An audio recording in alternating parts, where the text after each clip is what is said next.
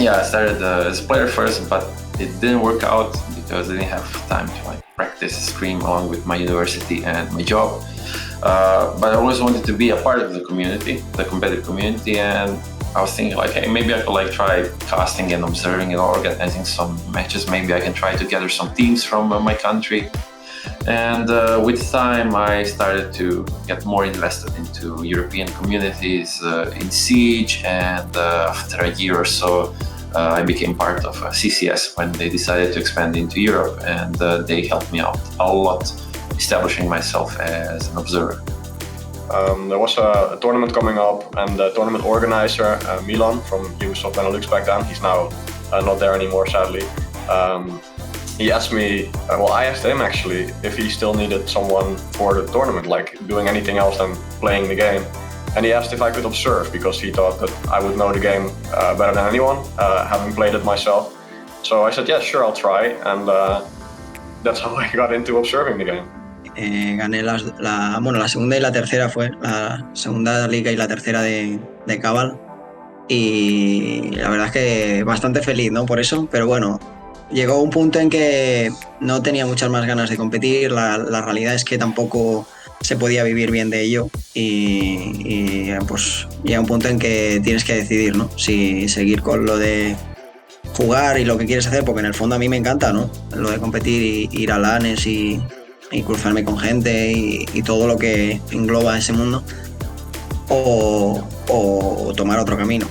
I use a combination of keyboard and a controller. So I basically have a keyboard in front of me, and in front of it is a controller, so I can like switch from the controller to the keyboard quite fast. Controller is mostly used for the so-called aerial shots, when we move the camera like above the map, so it can like pan smoothly from side to side, and it's kind of easier to move like when you have both fingers at the joysticks. While the keyboard is used to mostly switch from a player-to-player perspective, because we use numbers from 1 to 0 to quickly switch to another player. So I think like ideally combination of controller and keyboard is the way to go. I use the hybrid version. I have my keyboard with a little different keybinds than the default. I use my the 4 buttons above the arrow keys are for me all like the up, down, zoom levels. So I can use that with my one hand, and on the other hand I have on my controller for the joystick.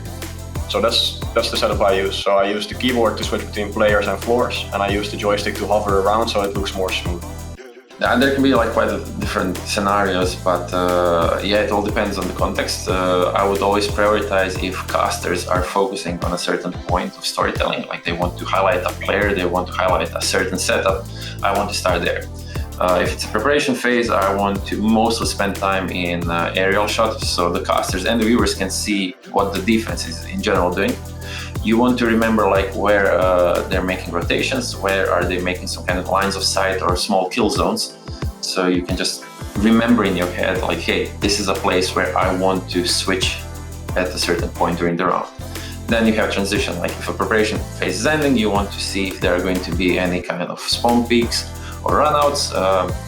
When the round starts, you want to see in general what are the attackers trying to do. Are they trying to rush into the site? Are they trying to take control of a certain area of the map? Yeah, mostly it's listening to casters and trying to synchronize with them. So we have their storytelling and me showing that thing on the screen. I think the more you know, the better. If you, for example, we work for 2 leagues. We work for EUL, we work for APAC North. I also work for Benelux. My colleague Maddox works for UCAN. And the more you know about the whole competitive scene, the better. Because if you know all the teams, you know how they tend to play, you know who's their best fragger. So for us as the observer, that's good information, because we know who to follow in the first 15 seconds. We know how a team will execute if they come from the master bedroom side or the admin side or whatever, on which map, it doesn't matter. It's just we know usually what their take is, so we can know how to follow it and what to look out for. It's sometimes difficult to capture everything, but then again, you want to show the progression of the round and not so much all the kills. You want to make sure that it's one story. You don't want to be flicking around between all the kills too much. So it's whatever you think is best. And I think a pro player knows what's interesting for the viewer. Sí, creo que ser exjugador te ayuda bastante, yo creo, sí. Sí, sí, sobre todo porque es lo que he dicho un poco antes, ¿no? Tú ves el juego desde dentro cuando eres jugador y lo vives de una manera, pero claro, el haber vivido de esa manera las partidas es lo que luego a la hora de verlo desde fuera te da una visión más global de lo que es el match o lo que estáis viendo, ¿no? La partida en sí, me refiero. So that was like 3 years ago, CCS, as we were doing like an online production, online remote production. I was observing from my own PC, which at the time wasn't at the best condition. So I got home back from work, I'm tired, and we're doing a CCS, and we're doing best of 3 match with infinite overtime. And we're on map 3. The score is like, I don't know, 8-8, something like that. And my GPU is overheating. And there's like the map is just flashing and random stuff is appearing on the screen. It's so stressful, but the match is important, and I don't want to rehost because players are in infinite overtime in their last map. And it was so fun. There was also pressure because some really good players were playing back then. So we had like Kendrew, Pengu, Adoki. They were all playing in that same match 3 years ago, and it was one of the most stressful evenings I ever had. But I feel like mostly our job is like, if we're doing a good job, no one is going to notice it. So if we mess up, there's going to be like a T-Tour spam in the Twitch chat, and people will get slightly like irritated. Oh, we didn't see anything in this round. This sucks. But yeah, sometimes you catch a really cool thing, and people are like, "Whoa, that was amazing, nice," and kind of a mixed bag. So.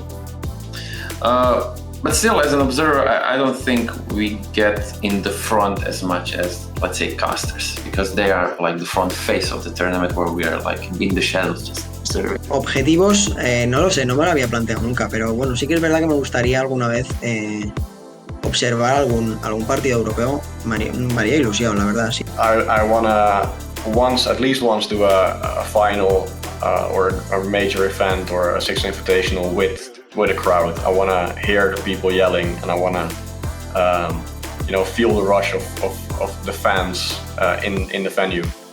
Because when I started this job, it was just after COVID started, so every event I've done was without the fans, which feels kind of rough. I mean, that's definitely a goal.